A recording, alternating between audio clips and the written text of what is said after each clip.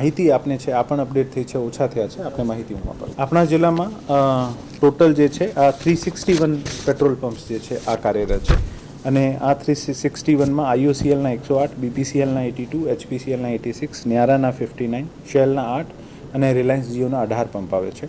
આ તમામ oil marketing companies સાથે સતત વહીવટીતંત્ર સંકલનમાં છે અને અમે પ્રયત્ન કરીએ છીએ કે દરેક જગ્યાએ પૂરતો જથ્થો અવેલેબલ રહે.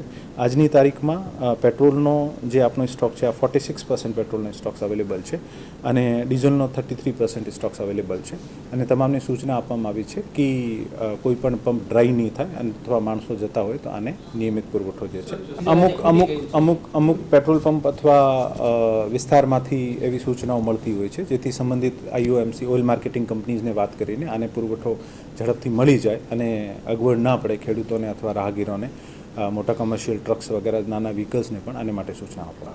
361 જિલ્લામાં. હા, આજની તારીખમાં મારા આંકડા પ્રમાણે તમામમાં ડીઝલનો જથ્થો રિઝર્વ સ્ટોક જે છે આ ઉપલબ્ધ છે.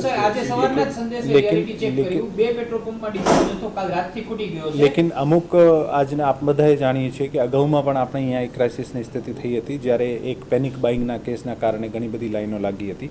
એવા કેસીસ થતા હોય છે ને એવા કેસીસમાં પછી આપણે આને વાત કરીને ઓઇલ માર્કેટિંગ કંપનીને વાત કરીને આને ઝડપથી ડીઝલ અથવા પેટ્રોલનો જથ્થો જે છે સમયસર મળે આને માટે આપણે પ્રયત્ન કરીશું કે આ ચાર જે છે આ સૂચનાઓ મળી છે અને આને ઓઇલ માર્કેટિંગ કંપનીને જાણ કરવામાં આવી છે કે આની ઝડપથી રિફિલિંગ.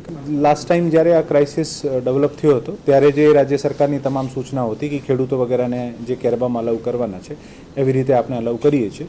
ભવિષ્યમાં જે પણ નવી સૂચનાઓ છે આનું અનુરૂપ પાલન કરવાનું.